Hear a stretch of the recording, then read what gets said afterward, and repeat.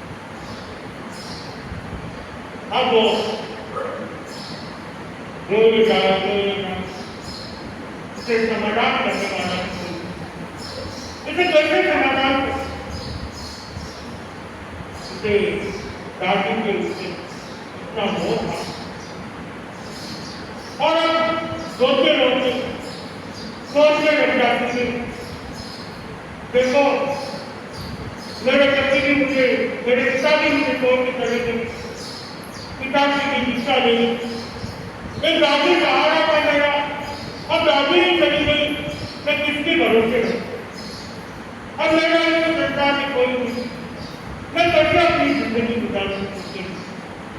इस बात को सोच सोच के रोती है। ऐसे करते करते 30 दिन की प्रैक्टिस करके अपने आप को समाज न मुझे खाना पीना अच्छा लगता है, ना सोना, ना उठना, ना कपड़े पहनना, न कहीं बाहर जाना, ना किसी से बोलना। तकदीर से कुछ भी याद आ जाता है, दादी आ जाती है। जब दादी को बोलती है तो पिता की याद आता है। अब वो इसी क्रम में जी रही तो दादिया चलेगी आपकी वैसा हो। कुछ दिन तुम तुम्हारे पिता के यहाँ भगवान कृष्ण के आज रोज चली जाओ, थोड़ा मन लग जाएगा, शाम को वापस आ जाना, साथ में हम भी करते, कम से कम तुम्हारा वहां तो मन लग जाएगा। तो वो भी सोचती चलो थोड़ा सा घर से बाहर जाएंगे तो थोड़ा सा मन लग जाएगा। और किताब की समस्या से पहुंच जाती, जहाँ विकट भगवान का प्रवचन होता है वहां पहुंच जाते और समाचारण में गए प्रवचन इसको बहुत आता है, हल्कापन लगता है और घर पहुंच जाता अपने घरों में पहुंचने के बाद वो तुरंत बता देती है रोज कि कुछ भी हो जाए मुझे एक बार तो प्रभु के दर्शन करके जाना ही जाना, प्रभु का प्रवचन करके जाना, प्रभु की वाणी सुनी, कम से कम बाहर जाने से मेरा दिल का दुख कम हो सकता, बाकी तो कभी हो नहीं। अब वो कम से वहां जाना चालू हर रोज जैसे ही सीढ़ियों से होता है अपना जिंदगी काम करती चली जाती समुद्र में, शाम तक वहां रहने के बाद वापस होता है।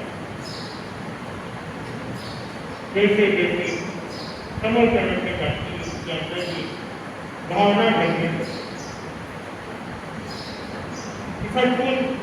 इस संसार में कुछ भी नहीं, इस संसार नाम का संसार है जहाँ तो सिर्फ दुखी दुखी। इसके अच्छा देवी भगवान विकट के पास पिताजी के पास विकसित हो, आप उसके मन में वैराग्य की भावना जगने लगते हैं। सहेलियों के साथ अपनी बात को रखती कि मेरी पिताजी के साथ रहना चाहती, मेरे पिताजी के साथ रहकर मेरी दुखी होना चाहती और मेरी अपना जीवन का निर्माण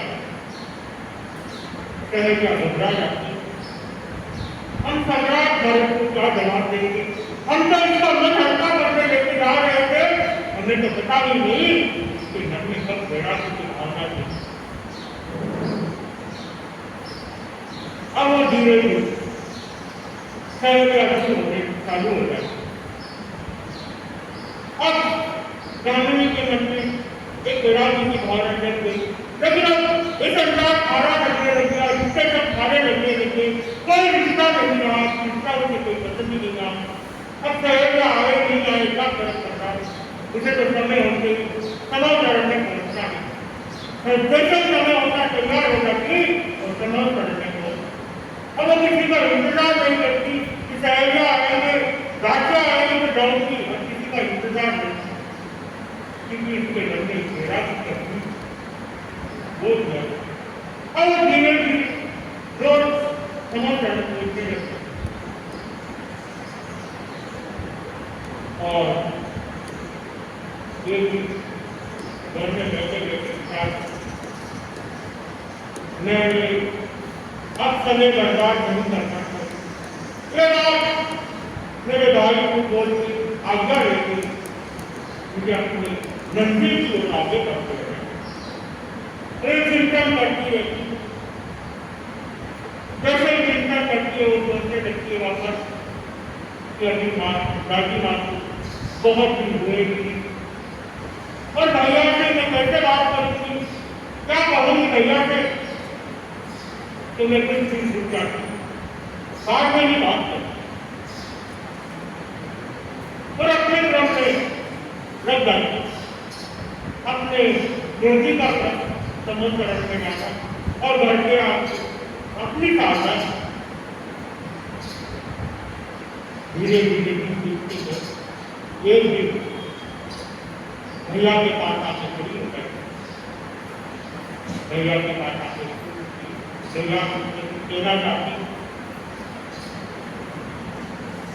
कि मेरे सम्राट पूछता है बोलो क्या बोलना चाहती है। भैया मुझे संस्कार पारा रखता है फिर इसके नाते अच्छे नहीं रखते तो गणेश पूछता है तो क्या करूँ मैं।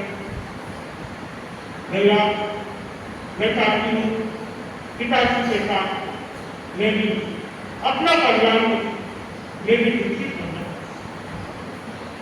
मुझे आपसे आज्ञा की जरूरत है। तो भैया क्या बात कर रहे हो कुछ समझ में नहीं आता तुम्हें। पिताजी गए हुए कुछ सीधी हुए कुछ महीने हुए और दादी मामा विवाह हुआ अभी हुआ और तो अभी तुम भी दादी की बात कर रहे हो। पहले से इतना दुख भरा हुआ है।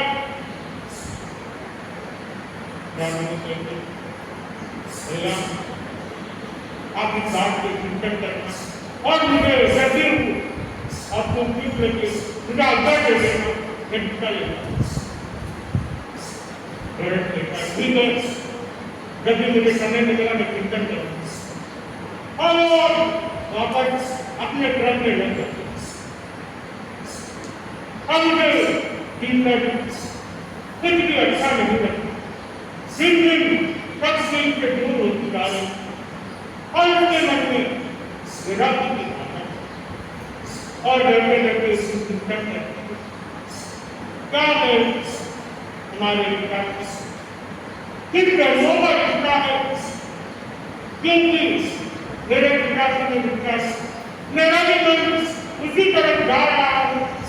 मैं भी चाहती हूँ कि मेरी पिता कभी ना करूँगा हमारा संबंध किन कर्मों का संबंध है कि समझ में नहीं आता तो मैं चिंतन करने का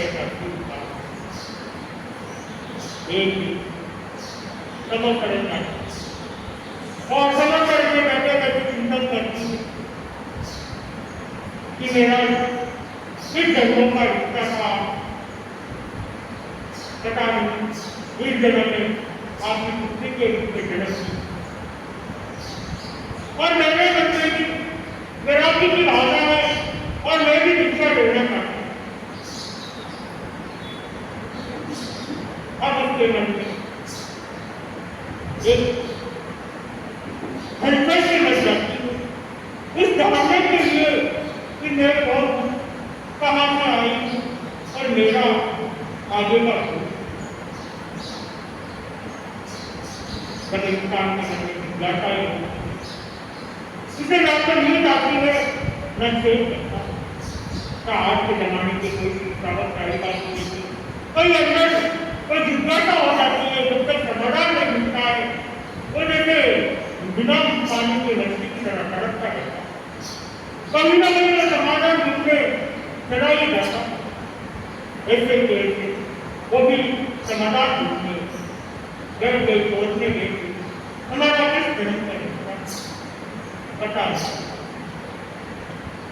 और चिंतन करते करते समय बीता जा रहा था उसकी नीचे बनी हुई और उसका मैं बड़े आता हुआ कि क्या पता किस जन्म का रिश्ता है और कब मुझे इस संसार से मुक्ति मिली कब मैं विकसित कब भैया आज्ञा की समय बीता जा रहा भैया की ओर से कोई जवाब नहीं आ रहा और प्रभु से भी मैं जब तक भैया की आज्ञा नहीं हो तो मैं प्रभु से भी बात नहीं कर सकती। अब क्या करूं एक दिन वापस चिंता करती ऐसा करती बहुत दिन हो गए भैया से मैं वापस बात करती समय मौका देती जब भैया का मूड अच्छा होगा उस तरह जाके बात करूँ। एक दिन भैया के साथ लगी जाती है, अपनी बात करती है। जैसे ही बात पहुंचती है, भैया का कहना जी की वापस लौट जाती है, क्योंकि आज भैया वापस इंतजार करने उन्हें थोड़ा इंतजार हो सकते इंतजार करने जिसके मंत्रणा की बात आगे बढ़ती है, उसे संसार में एक दिन की बहुत भारी लगता है। उसे यही रहता है कब अपने प्रभु को श्री चरणों में पहुंच जाओ, कब उनकी चरणों में रहकर उनकी सेवा करो, कब उसे अपना बन जाओ। अब वो बार बार वही चिंतन करके कब गंगा आज्ञा देगी, कब मैं प्रभु के श्री चरणों में पहुंचूं, कब मैं अपना कल्याण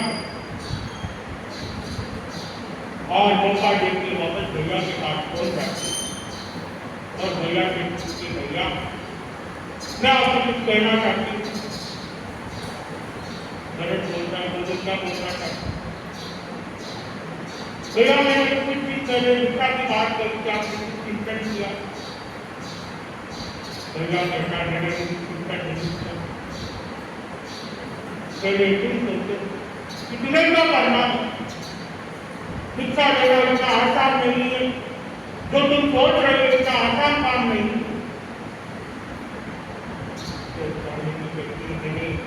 अच्छी तरह से सोच समझ की एक फैसला हुआ है और ये सोचा है कि मुझे इस संयम पथ पे चलना, तो मुझे आपकी आज्ञा चाहिए। भरत पिता क्योंकि मैं सोच के बताता, तुम पहले तुम अच्छी तरह से सोच लो, क्योंकि तुम एक कोमल कड़ी की तरह है, वहां पे कष्ट की कष्ट है। तो ब्राह्मण भैया इस संसार में दुखों से तो वो दुख बहुत कम है, मुझे उस संयम के पथ पे चलना, उस दुखों से मुझे कोई घबराहट नहीं, लेकिन इस संसार के दुखों से बहुत घबराहट। भैया लगता है क्योंकि से बताता और ब्राह्मणी वापस अपने वक्त में चली जाती और चिंतन करने बैठ जाती है।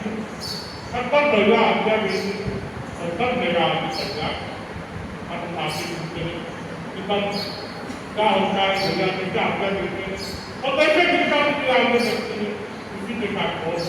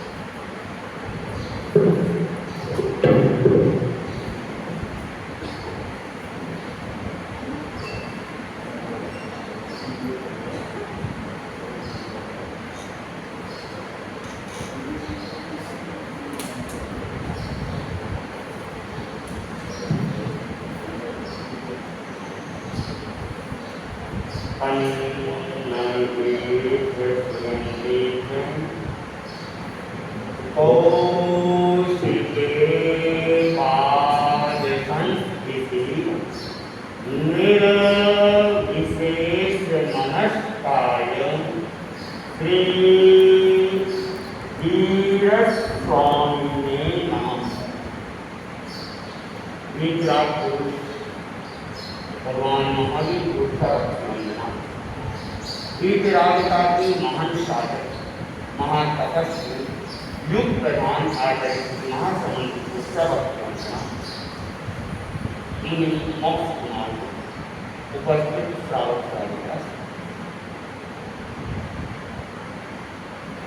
जैन परंपरा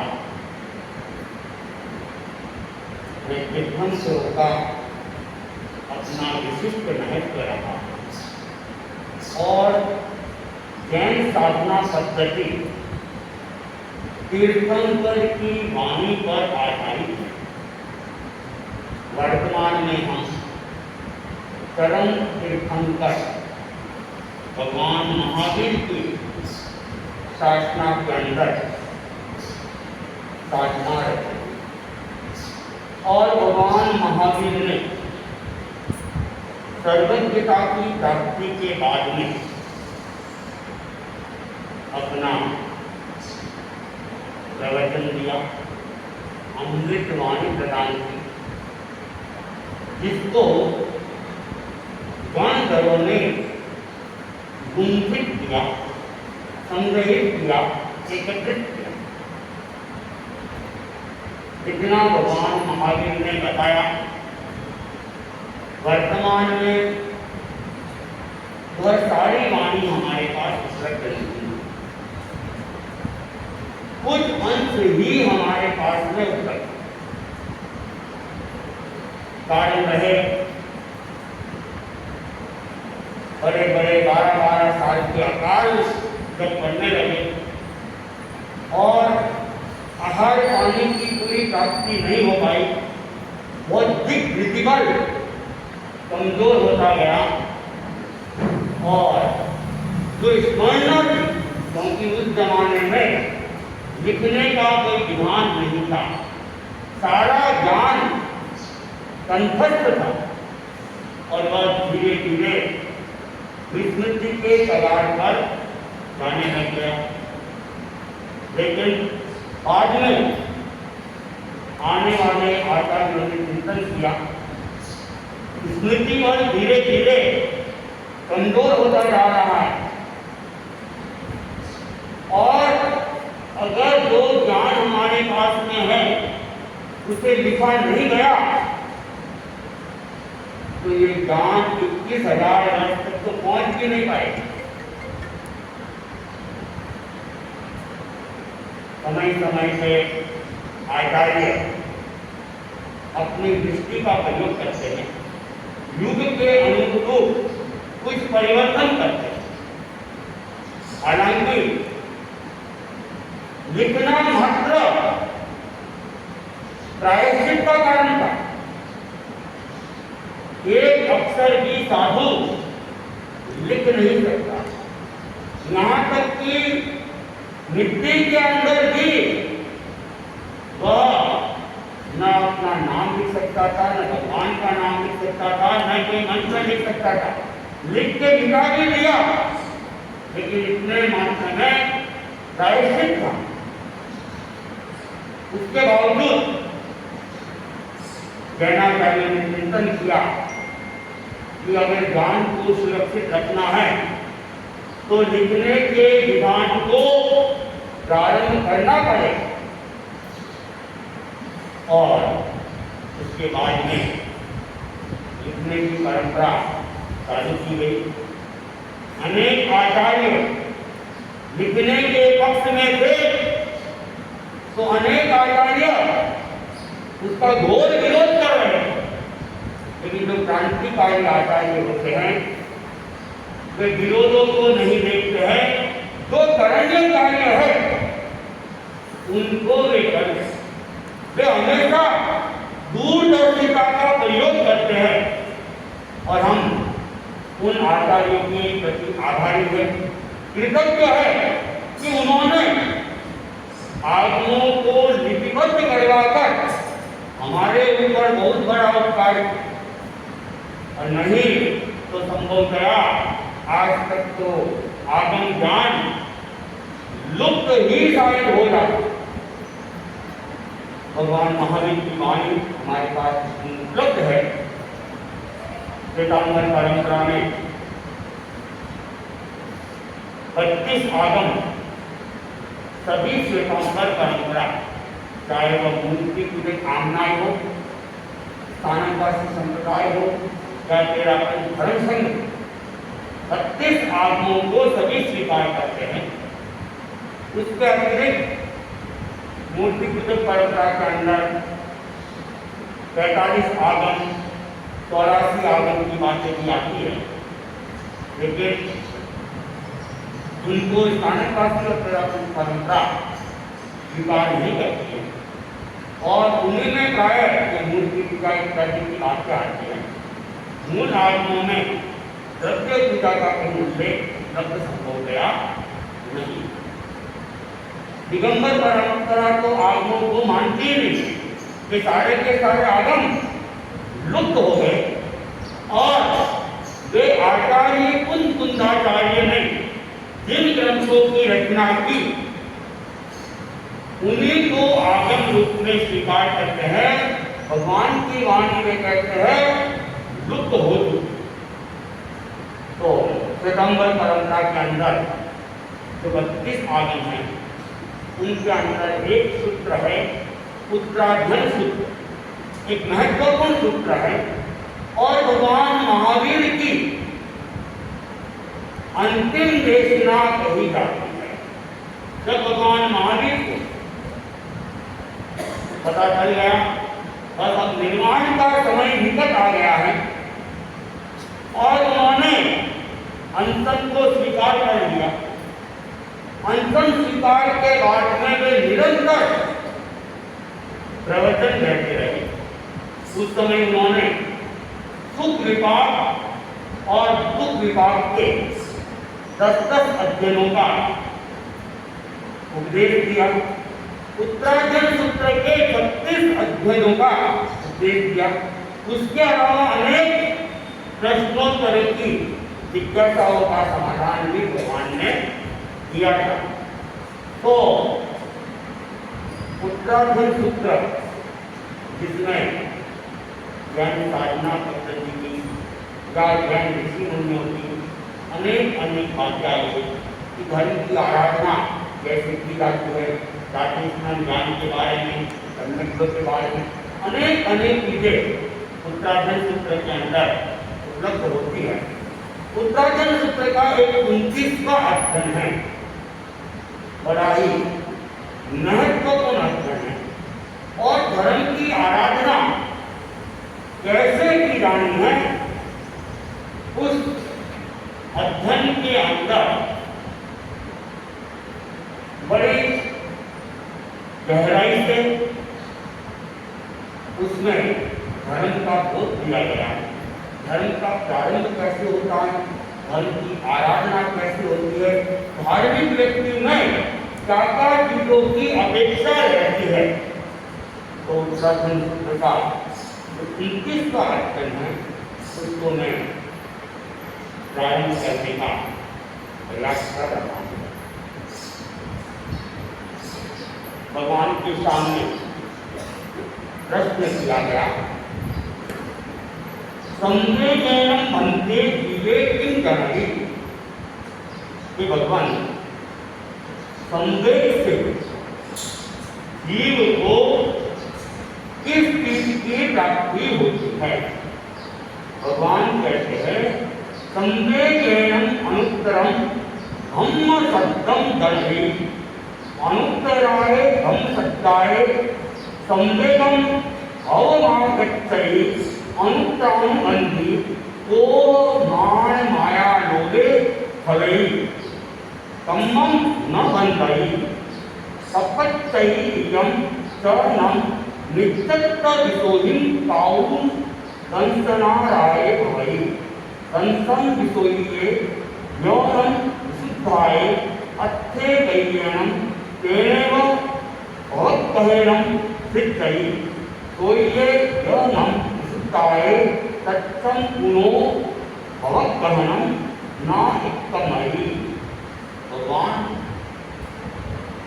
एक छोटे से प्रश्न के अंदर बने एक जिज्ञासा के संदर्भ में समाधान प्रदान करते हैं कि संवेद से व्यक्ति अनुत्तर धर्म श्रद्धा को प्राप्त करता है, श्रेष्ठ धर्म श्रद्धा को प्राप्त करता है और अनुत्तर धर्म श्रद्धा से संवेद को प्राप्त करता है। संवेद से धर्म श्रद्धा और धर्म श्रद्धा से संवेद की वृत्ति, इससे अनंतरम बंधी क्रोध मान माया और लोभ इनका क्या होता है, इनका नाश होता है, इनका क्षय होता है। और जब अनंतरम क्रोध मान माया लोभ का नाश होता है तो उससे हमारी दर्शन की विशुद्धि होती है, मिथ्यात्व का नाश होता है। और जब तक मिथ्यात्व का नाश नहीं होगा व्यक्ति धर्म की दिशा के अंदर अग्रसर नहीं हो सकता है। तो सम्यक श्रद्धा को सबसे ज्यादा महत्व दिया गया है। भगवान महावीर ने अगर धर्म की मार्ग पर बढ़ना है तो पहली जो आवश्यकता बताई गई वह दर्शन विशुद्धि की बताई गई, सम्यक दर्शन की प्राप्ति की बताई गई, मिथ्यात्व के नाश की बताई गई। अगर वो नहीं है, आदमी कितनी भी क्रिया कर ले, कठोर से कठोर क्रिया कर ले, लेकिन उसका जो फलीभूत होना चाहिए सम्यक्त्व के अभाव में उतना नहीं होता। और सम्यक्त्व व्यक्ति अगर छोटी सी भी क्रिया करता है, दृष्टिकोण उसका सही है, तो वह छोटी सी क्रिया भी महान निद्रा का हेतु बन जाए। इसलिए दृष्टि विशुद्धि की बात बार बार कही जाती है और आप लोग अनेक बार संवत्सरी के ऊपर पर्यूषण के अंदर समझ पाना के दिन ये सुनते आए हो कि अगर साल भर में भी हमने अपनी दृष्टि का विमोचन नहीं किया, गांठ गैर की गांठ को बांधे रखा, फिर आप कितने ही बड़े धार्मिक व्यक्ति हो, लेकिन आपकी संगत पर सुरक्षित नहीं रह सकती है। उस गांठ के कारण से संगत रत्न को आप तो इसलिए संगत को हम समझे और दर्शन विशुद्धि कैसे हो इसके हमारा ध्यान जाए। हम किसी के प्रति भी गैर विरोध की भावना नहीं रखते, क्रोध मान माया लोभ से भी हम बचने का प्रयास करें, तो फिर क्या होगा, हमारी दर्शन विशुद्धि होती जाएगी। तो संवेद का मतलब है, क्या मतलब है संवेद का? क्या मतलब है संवेद का? मतलब है मुमुक्षा भाव, वैराग्य की भावना। जब तक वैराग्य की भावना नहीं होगी, त्याग और संयम की दिशा में आगे नहीं बढ़ा जाएगा। जब तक वैराग्य जागृत नहीं होगा, आत्मशुद्धि की दिशा में आगे नहीं बढ़ा जाएगा। तो मुमुक्षा भाव होना चाहिए। वैराग्य होगा तो धर्म का मार्ग अपने आप स्वीकृत हो जाएगा और जितना जितना वैराग्य होगा उतनी उतनी धर्म के प्रति श्रद्धा होगी। और फिर वही बात कि जितनी जितनी धर्म के प्रति श्रद्धा होगी, हमारी वैराग्य भावना पुष्ट बन जाए। एक चक्र की तरह है काम करते हैं। कैसे? जितना जितना खाने पीने के प्रति अनासक्ति होगी, उतना उतना त्याग और संयम की भावना पुष्ट होती जाएगी।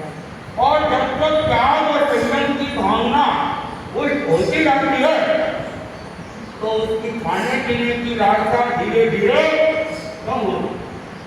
जिसका मन एक बार तपस्या के रस में लग जाता है, तो उसको बस तपस्या ही तपस्या दिखती है। ये करना है, वो करना है, वो करना है, नहीं करना तो करता रहता है। उपवास करना है, वर्षी तक करना है, वेले करना है, केले करना है, अखाई करनी है, मांस ग्रहण करना है। ये भावनाएं उन व्यक्तियों के मन में बढ़ती जाती है और उनका ध्यान भी खाने पीने की तरफ नहीं जाता। और बस ठीक है, खाना है, खाना है, लेकिन वो खाने के प्रति जो आसक्ति होनी चाहिए, वो आसक्ति उनकी रहती नहीं है। तो ये धर्म श्रद्धा, ये संवेद की भावना, ये वैराग्य की भावना जब जागृत होती है, व्यक्ति दर्शन विशुद्धि संगत की दिशा में अग्रसर होता है। और संगत के 5 प्रकार बताए गए। याद है किसी को?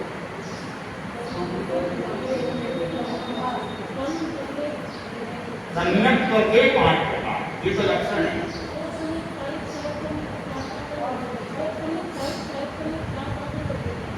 औपचारिक सम्यक्त्व, साहित्य सम्यक्त्व, साहित्यिक सम्यक्त्व, वेदक सम्यक्त्व और औपचारिक साहित्य वेदक और शास्त्रार्थ सम्यक्त्व, ये 5 प्रकार के सम्यक्त्व है।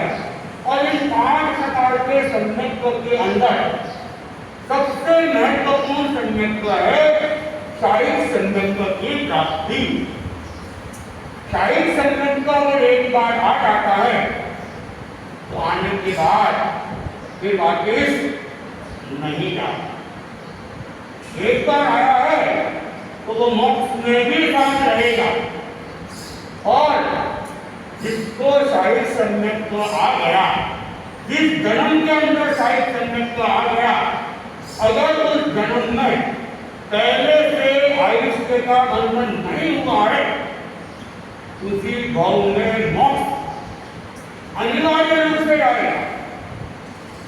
और अगर पहले से आयुष्य का बंधन है तो उस भाव का जो आयुष्य का बंधन किया है वहां जाएगा और वहां से फिर आयुष्य पूरा करके मनुष्य बनकर मोक्ष में जाएगा। तीसरे भाव का अतिक्रमण नहीं करते ऐसा उल्लेख आता है साहित्य सम्यक्त्व के। तो आचार्य भिक्षु उन्होंने विजय सिंह की फतवा के लिए इन शब्दों का प्रयोग किया था कि विजय सिंह की फतवा साहित्य सम्यक्त्व के धनी लगते प्रतीत होते है, ऐसा नहीं है। ऐसा तो धर्म व्यक्ति ही नहीं सकता है, वो तो सर्वज्ञ का विषय हो सकता है, वे ही बता सकते हैं।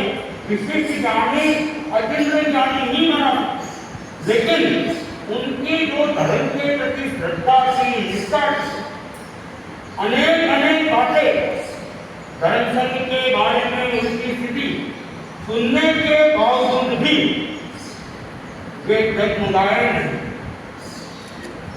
और जब आचार्य भिक्षु को ये पता चला तब उनको ये कहने के लिए एक तरह से मजबूर होना पड़ा कि ऐसी श्रद्धा एक साहित्य सम्यक्त्व की श्रद्धा।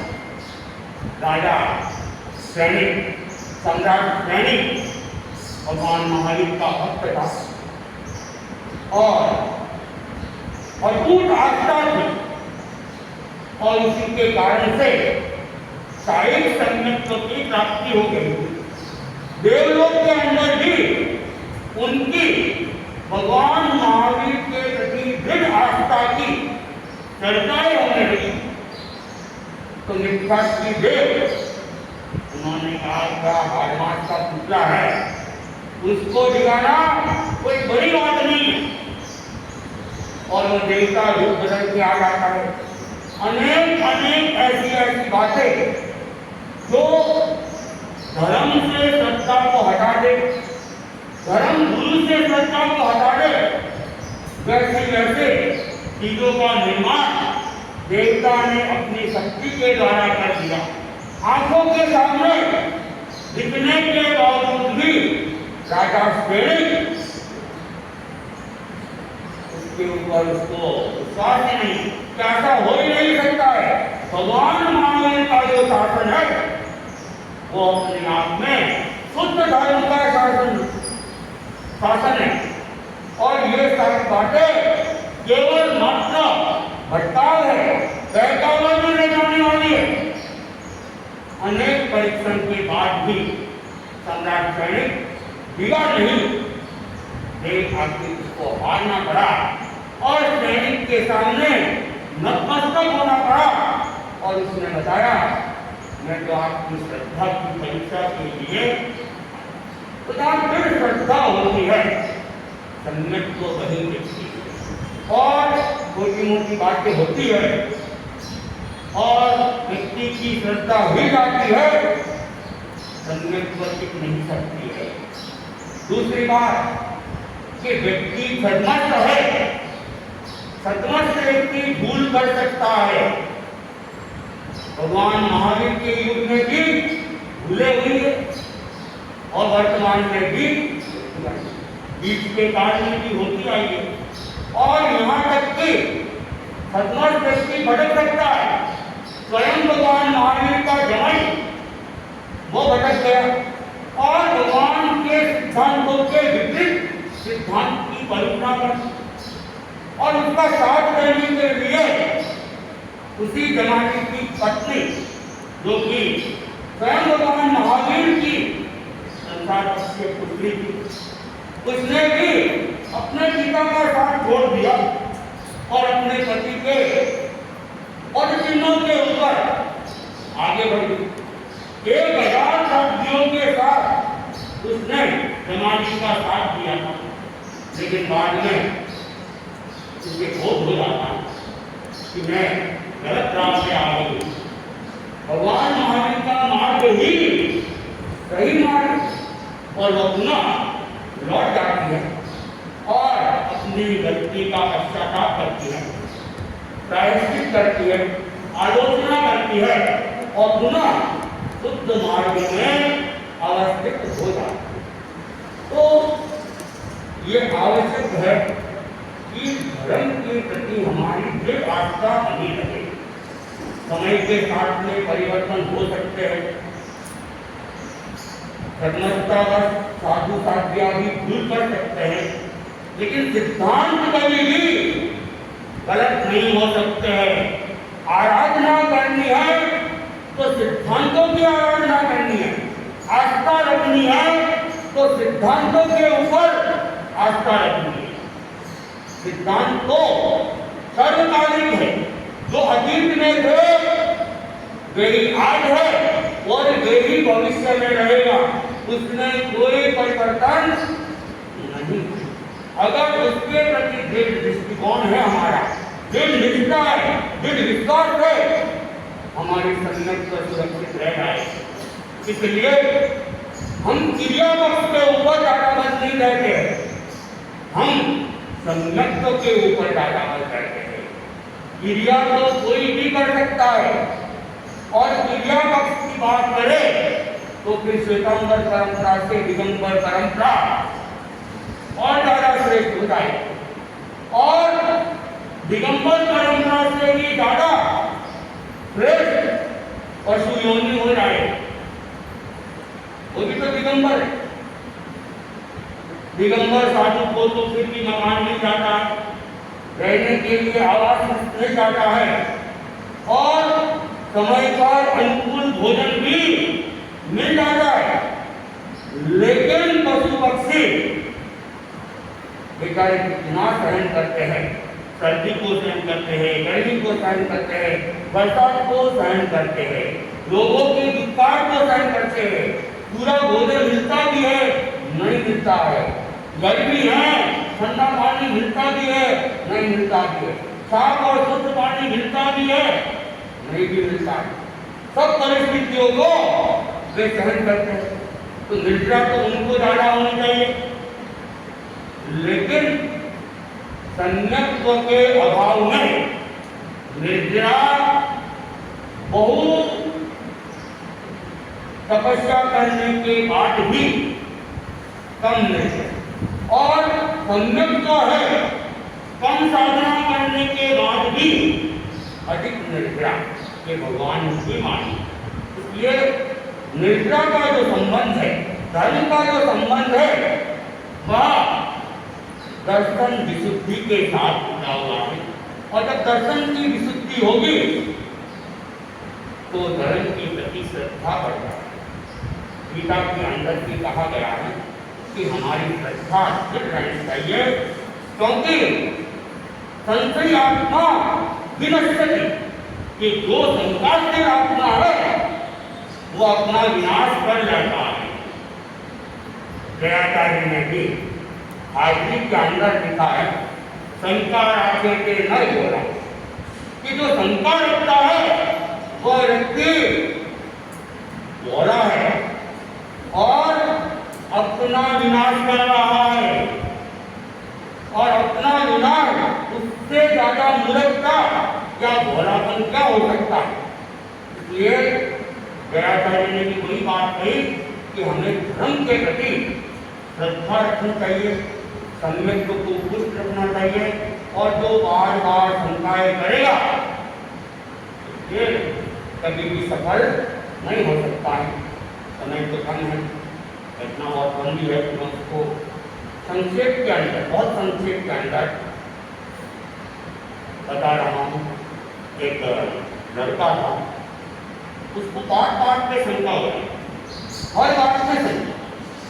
कई व्यक्तियों की आदत होती है, स्वभाव होता है, अनावश्यक भी सोचते रहे,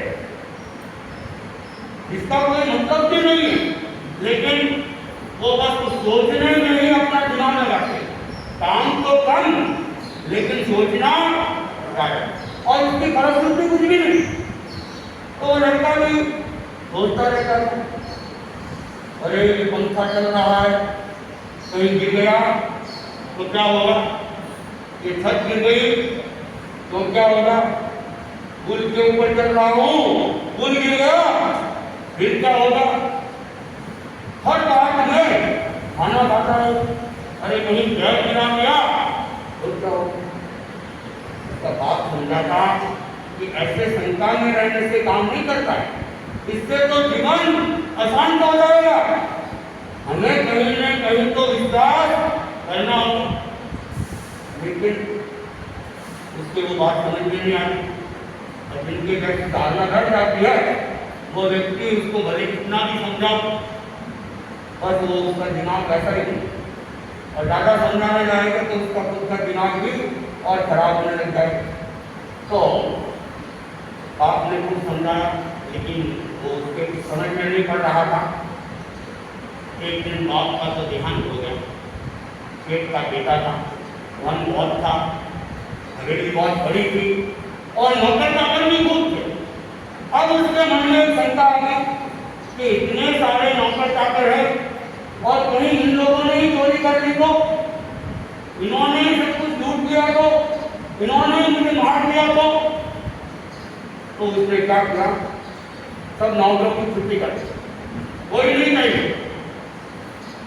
अब वो हवेली तो बहुत बड़ी, धन भी खूब, नौकर का युद्ध था नहीं, कहीं का युद्ध था नहीं, घर में ही गाड़ के रखते थे या तिजोरियों में रखते थे। अब वो अकेला रह गया, आस पास के गांव में डॉक्टर लोग थे, उनको पता चला सेठ की तो मृत्यु हो गई, और जितने नौकर चाकर रक्षक थे उन सबकी छुट्टी कर दी गई है।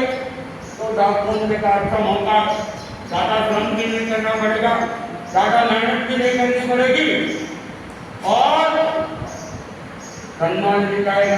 आगे टाका डाल दिया, बेचारा अकेला था,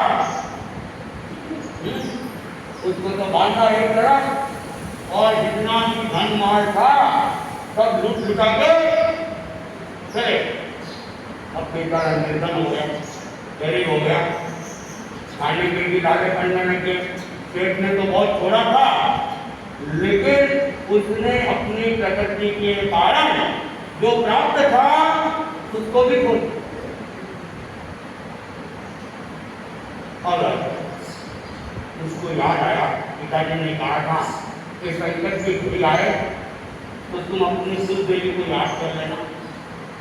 कुल देवी का मंत्र बता दिया था, विधि बता दी थी कि इस विधि की आराधना करोगे देवी प्रकट हो जाएगी, और जो भी मनोकामना होगी वो पूरी हो। तो उसको पूरी विधि विधान बताई हुई थी। तो वह जंगल के अंदर जाता है, और विधि के अनुसार एक फूसा बैठने के लिए कोई भी बर्तन मान लो, उसमें 8 रस्सियां बांधनी थी, और उनको पेड़ से लटकाना था, ऊपर लटकाना था। पेड़ उस फीके के अंदर बैठकर देवी माँ के नाम की माला फेरनी थी, और एक माला फेरनी और एक रस्सा काट। तो वह ऊपर चढ़ गया, फीका बांध दिया और माला फेरी, और एक रस्सा काट, दूसरी माला फेरी, दूसरे रस्से की काट, तीसरी माला फेरी, और तीसरी रस्से की काट। अब तीसरी रस्से काट गई, वो फीका को झुक गया, और उसने देखा अरे छिपा तो झुक रहा है, गिर जाऊंगा, हाथ पैर टूट जाएंगे, कहीं मर जाऊंगा। तो छिपे से नीचे उतर आया। अब छिपे से नीचे आया, उसने कहा जब तक आंख रस्ते को नहीं काटूंगा काम तो नहीं बनेगा, आंख को काटना पड़ेगा। वापिस करता है, लेकिन फिर करता है, फिर डरता है, फिर उतरता है। अब वह कभी तो चढ़ता है, कभी उतरता है, अपने ही वो संकाशील विचारों के अंदर लेफ्ट राइट कर रहा था। उधर क्या हुआ, एक चोर चोरी करके भाग रहा था और चोर के पीछे राजपुरुष लगे हुए थे। तो वो दूर से देख रहा था, वो सामने व्यक्ति कर रहा है, उतर रहा है, चढ़ रहा है, उतर रहा है। राजपुरुष तो काफी पीछे थे, तो वो उनके पास में आया, पूछा अरे क्या कर रहे हो? क्योंकि मेरी कुंडली की आराधना कर रहा हूँ, तो क्या होगा कि इसको अगर मेरी आराधना पूरी हो जाएगी तो देवी माँ प्रकट होगी, मनोकामना पूरी करेगी। तो बेटी उसको पूछी, तो उसने कहा तुम है नगर, तो उसने वापिस आंखों रस्ते को बांध दिया और अंदर जा गया और देवी माँ को आह्वान किया, है माँ मेरे पास समय ज्यादा नहीं है, पीछे रात में आ रहे, इसलिए मैं 8 माला फेरूं, इतना समय मेरे पास नहीं। मैं तो एक ही माला फेरूंगा, लेकिन पूर्ण श्रद्धा के साथ फेरूंगा और एक साथ में आंखों रस्ते को मैं काट दूंगा। तुम तो मुझे आकाश गामिनी विद्या दे देना। उसने देवी माँ से मांग कर ली, आह्वान कर लिया, देवी माँ की आराधना करने लगा, जब किया और बिना किसी शंका के एक झटके के साथ आंखों रस्ते को काट। जैसे ही काटा, चीता गिरने लगा, देवी प्रकट होती है और तो चीता आकाश में अधर ही नहीं जाता और उसको आकाश गामिनी विद्या देगा। तो देश का बेटा कुंडली उसकी, लेकिन शंका के कारण वो तो कुछ नहीं प्राप्त कर सका और जो जोर था उसकी फिर आस्था की विश्वास थी, तो उसने व्यक्ति को प्राप्त कर लिया। घटना तो बहुत लंबी है, लेकिन मैं आपकी घटना में आगे नहीं जाऊंगा। तो मूल बात है कि अगर हमारी आस्था और विश्वास हो तो कोई भी कार्य सफल हो सकता है। हम धर्म के मार्ग में भी सफलता को प्राप्त करते हुए सिद्धत्व की यात्रा को कर लेते और बार बार शंका होती है, स्वर्ग है कि नहीं है, नरक है कि नहीं है, इतनी तपस्या करेंगे कोई फल मिलेगा कि नहीं मिलेगा। तो फिर शंका नहीं की गई है, तपस्या भी निष्फल होने वाली है। इसलिए हम क्या करें, अपनी श्रद्धा को दृढ़ करने का प्रयास करें और अपनी वैराग्य मुक्ता भाव को बढ़ाने का प्रयास करें। वही हमें आत्मा के पास में ले जाएगा और आत्मा को परमात्मा रूप में प्रकट कर पाएगा। ओम अर्पण। आज का एक दिवसीय क्लास आगरा का बेटा खाने का विचार है और स्वास्थ्य की बारी वगैरह बता देता हूँ। आज जब की बारी 11 तारीख को कलावत की बारी बोले जा और कल की जब की बारी है पानी बारी बोले जा और आज का एकासन सरस्वती देवी सालिका, कल का एकासन मंजूबाई साजे और आज का उपवास है कृति जैन ज्योति भंसाली और कल दूज है और उपवास की बारी पायल बोत्रा दो बार लिखी है, पायल बोत्रा करके उपवास की, ठीक है। और कोई सूचना, ठीक है। उपवास के प्रत्याशन वाले कोई है?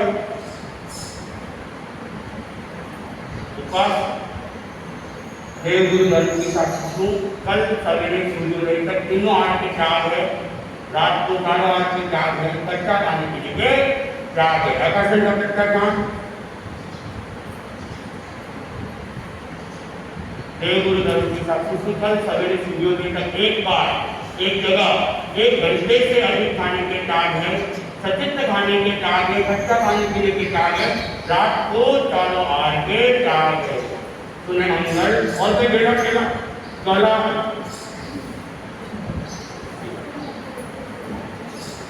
दत्ताय मंगलम अरविंदा मंगलम सिद्धांतम साधु अरहंताल विद्यमा सिद्धाल विद्यमा साधु विद्यमा केवल पन्नम सम्मतमो दत्ताय शरणं पवचामि अरहंते शरणं पवचामि हे शरणं पवचामि साधु शरणं पवचामि केवल पन्नम धम्मं शरणं पवचामि विष्णुहरण मंगलकरं स्वाम विष्णु नाम उन बोल समरण किया हरे